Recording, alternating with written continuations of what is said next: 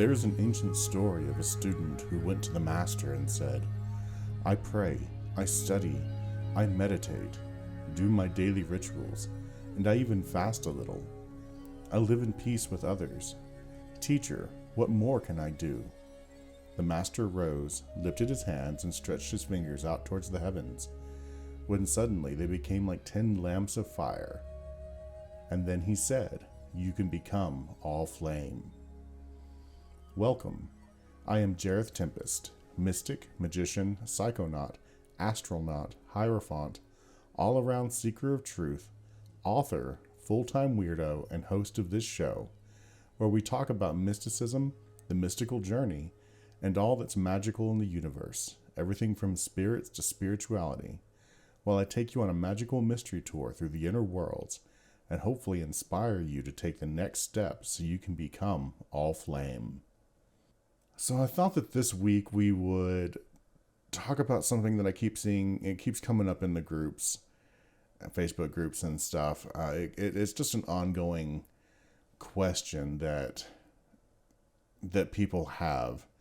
It basically boils down to, what are spirits, and how come it seems like certain spirits, or some people will say like, this spirit is actually this spirit over here from this different culture, just with a different name, and which one is, and then if that's true, which one is right? It creates a lot of confusion. And so actually the first thing that I need to explain is that within the magical world and the spiritual communities and everything, obviously, there is no consensus. No one agrees on anything. You know, one tradition will have one answer and another tradition will have another answer. But even the people that are like, you know, way more in the know, like, you know, real adept level magicians who, you know, have experienced these things for themselves will still disagree with each other on what things are. And I don't mean to try to say that there is no objective truth to any of this, because I do think that there is, but I don't think it operates the way that we expect things to here in the physical world. You know, it's not as clear cut as, you know, the scientific process of trying to label different species. What I'm going to try to do here is explain it based on the information that we've got from the spirits themselves. And I also want to remind you that one of the reasons it is different for everyone and the way that these spirits work and communicate and how they present themselves is because we do, in a sense, create our own inner world that's a reflection of the outer world. Even if what our inner world doesn't totally line up with the way things really are, it's fine. It still works that way, and it's like when you pour a liquid into a container, the liquid takes the shape of the container, and that's kind of what happens. And so you don't have to believe everything I say necessarily, but you know, everything you learn helps to shape your container in a way that better reflects maybe the larger picture. You know, you have the microcosm, which is the outer world, the big truth, the as above, and then you have your inner world, which is a reflection of it, but that you shape yourself, and based on your beliefs and experiences and things. And this is the below. And you do want to try to line the two up as best you can. And you do that by, you know, learning and practicing. So what are spirits? My answer is it's complicated.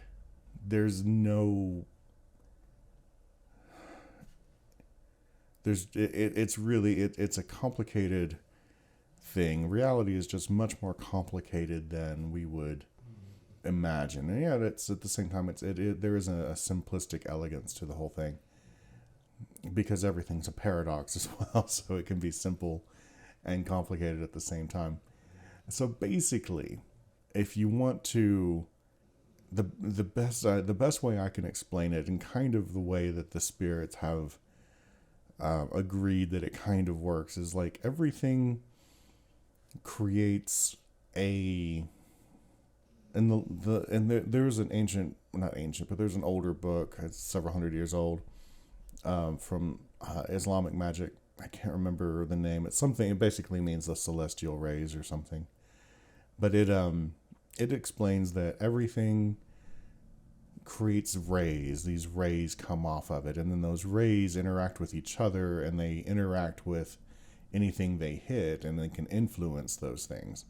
And it was meant to try to explain how celestial objects affect us. And so he's using the term rays, whereas in more modern sounding language, someone might say a vibration or a frequency or an energy or something. I'm going to use the term energy because that's kind of the realm that I work in. But, use whatever explanation kind of works for you. But everything gives off an energy.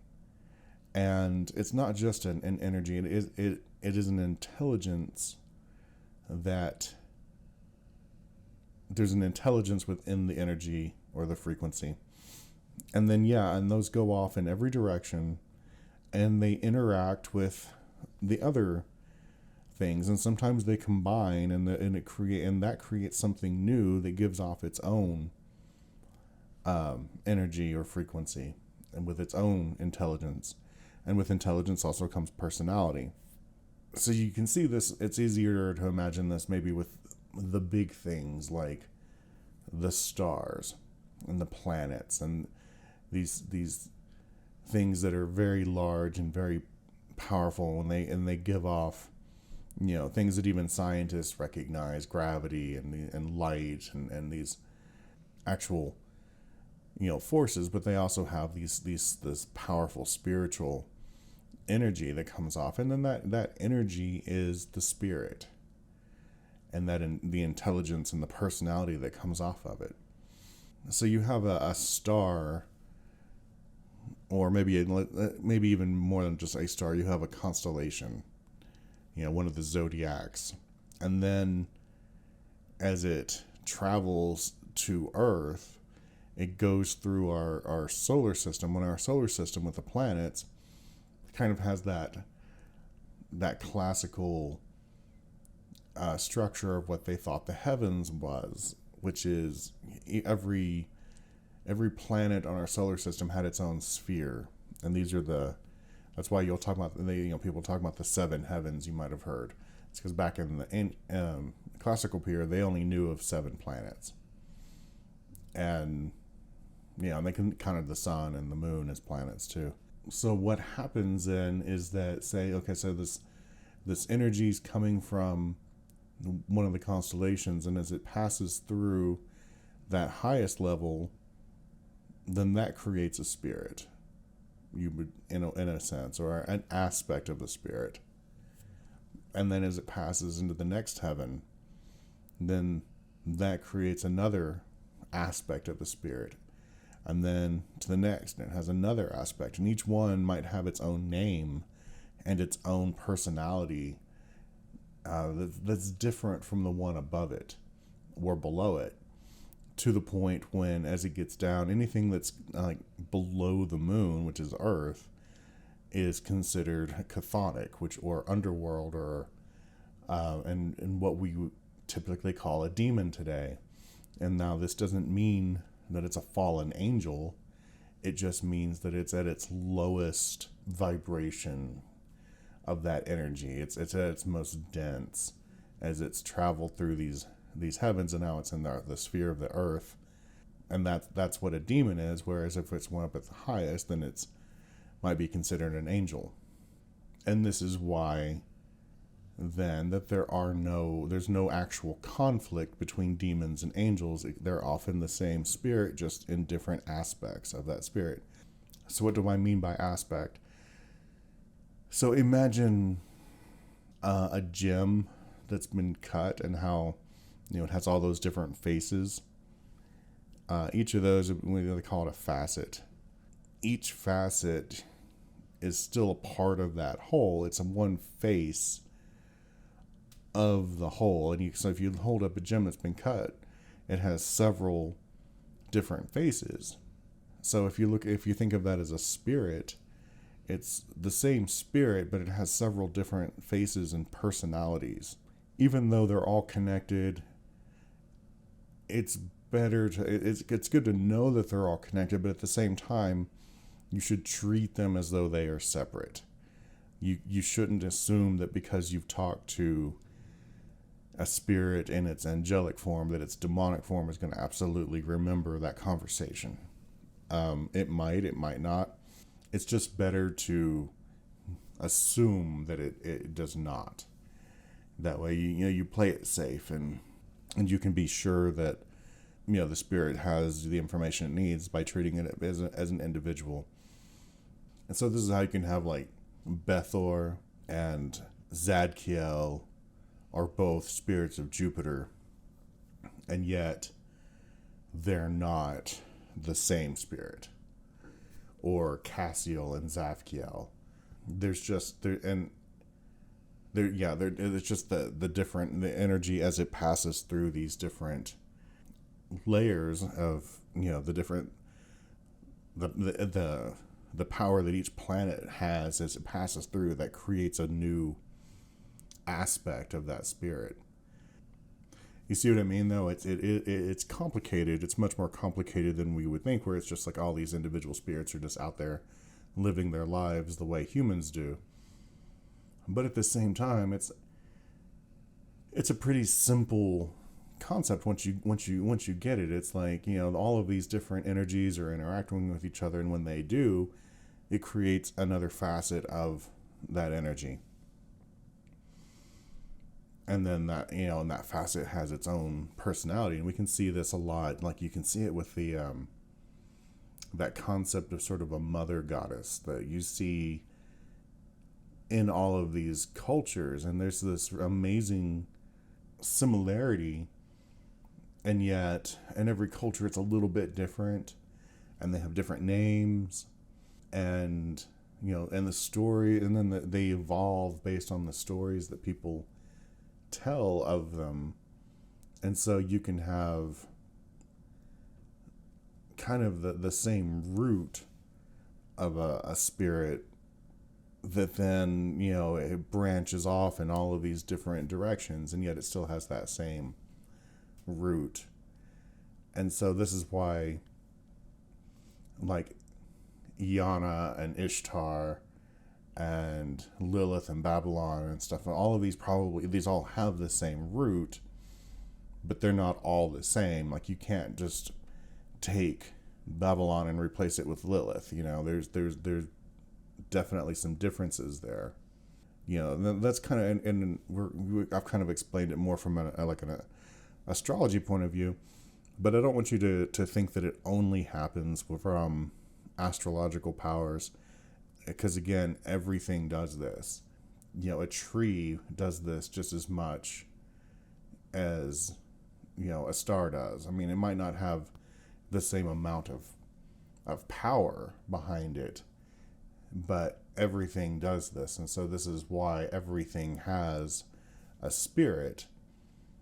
And, they have to exist for a while to develop the intelligence and stuff. And so it's like every blade of grass you run into doesn't necessarily have its own intelligence, but grass does. The idea of grass, and it, and it's the same with all plants, and this is why, and people have known this for forever, but like different plants have different energies.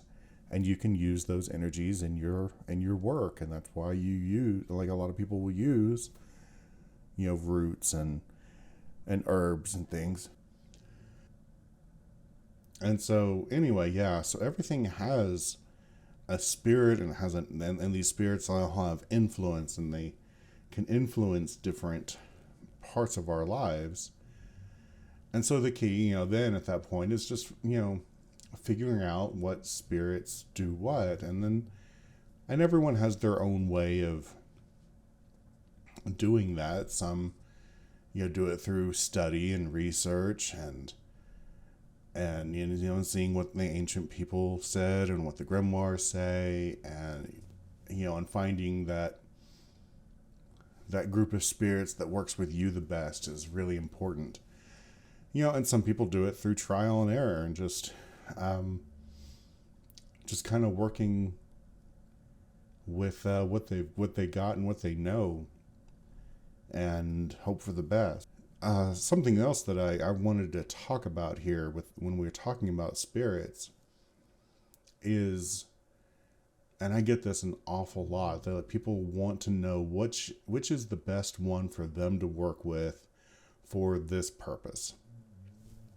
And I'm asked this question so many times every day, and my answer is almost always the same. I can't really tell you that. That's really for you to know, because everyone is going to have a different...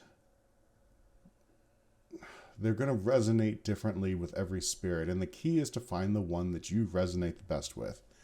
And what I mean by resonate is there's one that, and I don't mean there's just one, but there's one group, and then there's, it's going to be weird. But you're going to find a group of spirits that you seem to get better results with. And then maybe out of that group, you're going to have a handful that you really do well with. And the thing is, you're going to discover by working with them that they can do more than just the powers listed.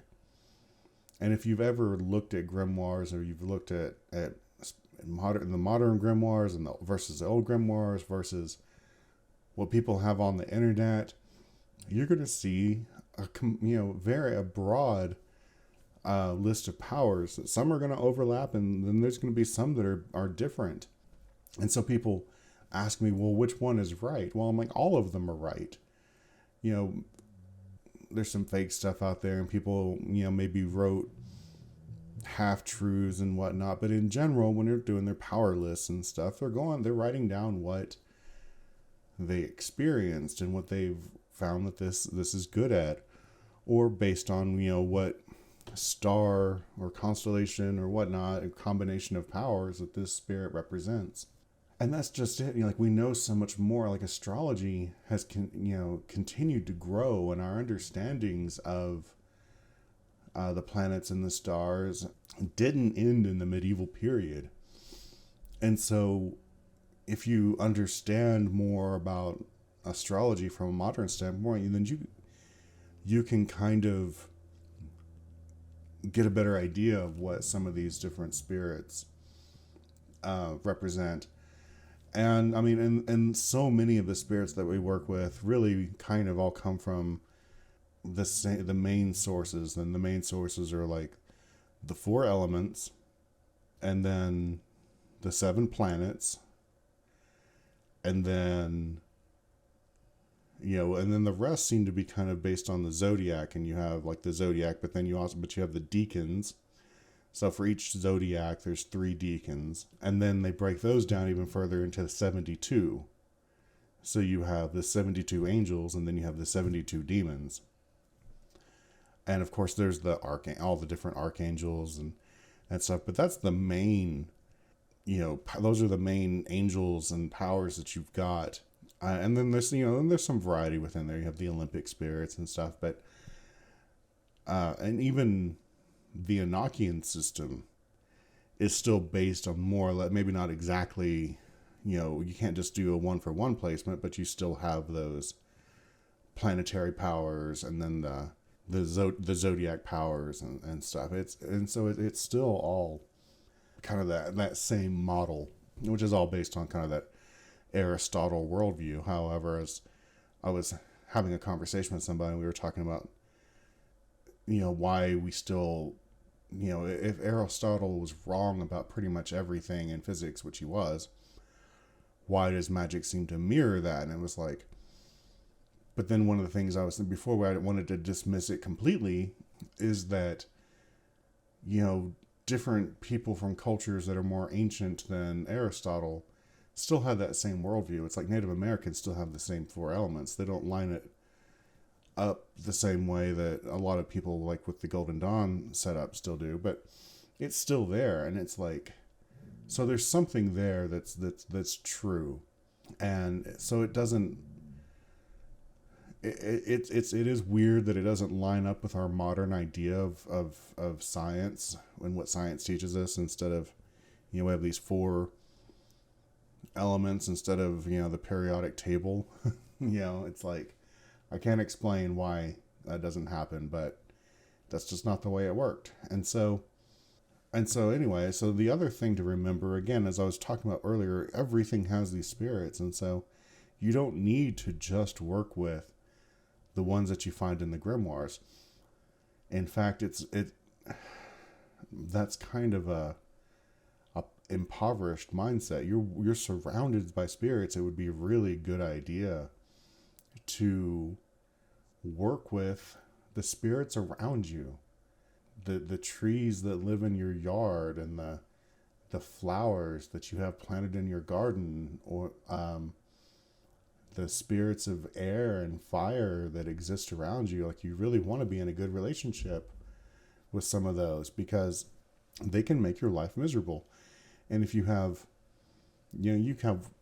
might have water beneath you or near you, and water spirits tend to be the easiest to get along with. But you want to get to know the spirits and work with them as much as you do with, your grimoire spirits or your astrological spirits and planetary spirits. It's like, yeah, the planets and stuff are very big and powerful and have a big influence on us, but so does the ground we walk on. And so you want to work with those land spirits that are with you, and the spirits of the different area you're in, the animals that live in your area.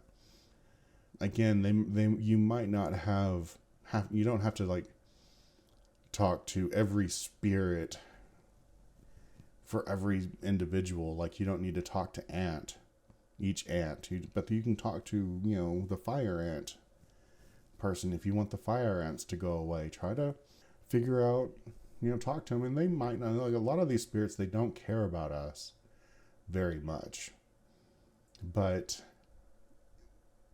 and it might take a while to build these relationships. It's not an automatic thing, and it's definitely not you shouldn't go into it with I'm going to command these things. That's not the basis for a good relationship. You want to go in and you want to bring an offering. It can be as simple as just like a little honey or some milk or something. But I think what I want to do now is just a simple kind of guided ritual to help you get in touch with, the spirits around you. And this is very easy, and really this is also going to show you how easy a ritual is and how it doesn't have to be a huge, elaborate thing.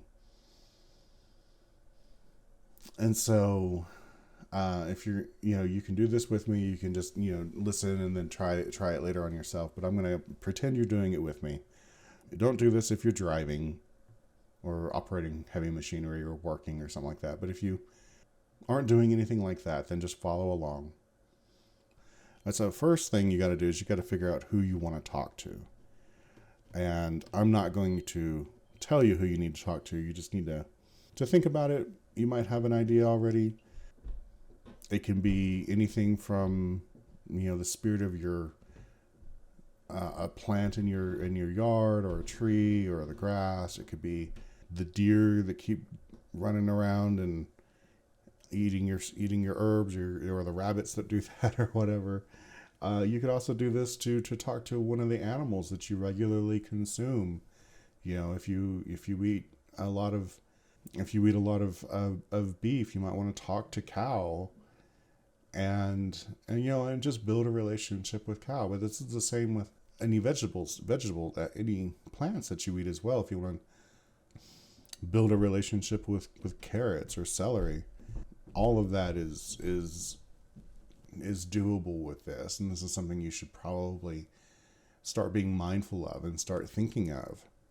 And so the first thing you're going to do is just decide who you're going to talk to.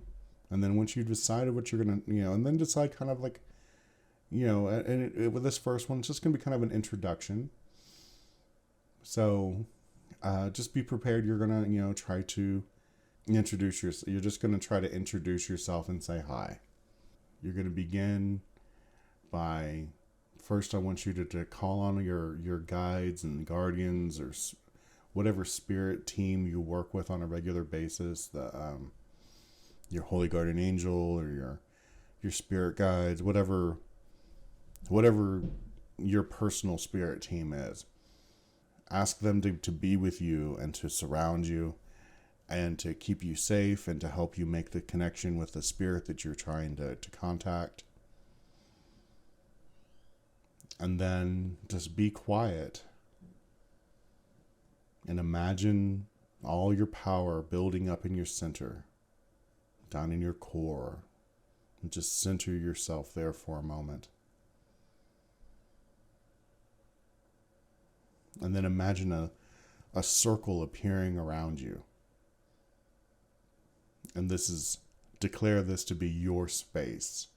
This is your sacred space. I don't want you to think that this is like going to protect you entirely. It's not a protection circle as much as it's just a declaration that this is your space. Nothing can come and go through your space that you do not invite in.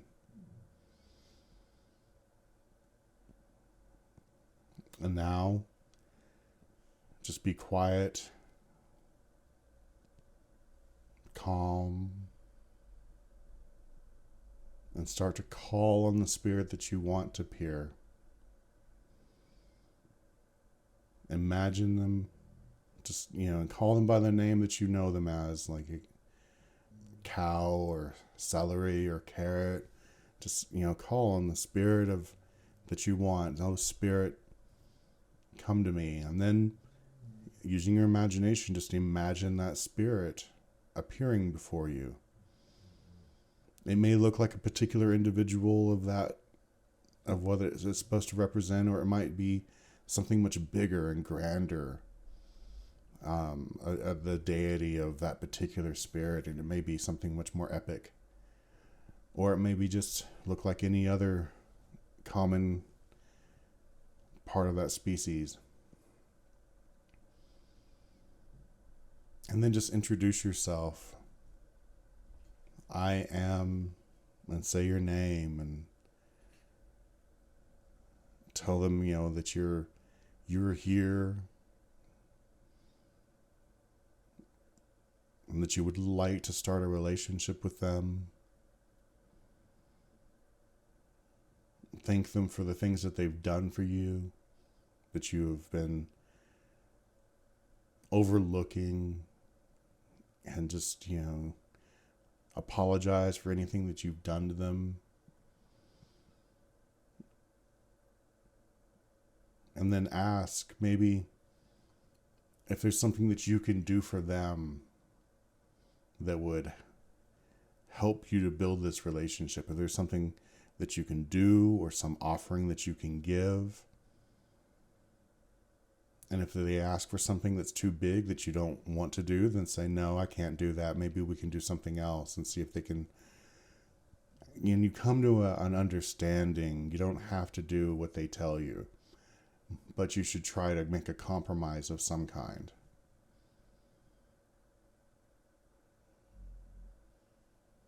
And then you can just continue to be with them or talk to them and discuss things, or you can simply thank them for everything they've done for you, and thank them for being here with you. And then dismiss them and tell them that they are free to go. And then thank your spirit team for being with you, for taking care of you, and for guiding you, and for everything that they do for you. And then tell them that they can go. And then just open your eyes, and that's it. That's as simple as that. That's all a ritual needs to be. Is something is just something that it can be that simple as just closing your eyes and intentionally calling on the powers around you. But you always want to bring in your spirit team. And if you don't know your spirit team yet, you can use that same format to try to get to know them. You know, your spirit guides and guardians are here around you. They're more than willing to make themselves aware. You just have to do that simple thing and it can be, you know, we all have, like, you can have different kinds of guardians. We almost always have ancestral guardians, and so they're with you. All right, so I think that is a good conclusion to this episode, and I really hope that you've learned something and that you can take this and you can use it to get to know the spirits around you. And you know, and just remember to be mindful that you know, everything that you come in contact with is alive and has its own life force and its own intelligence.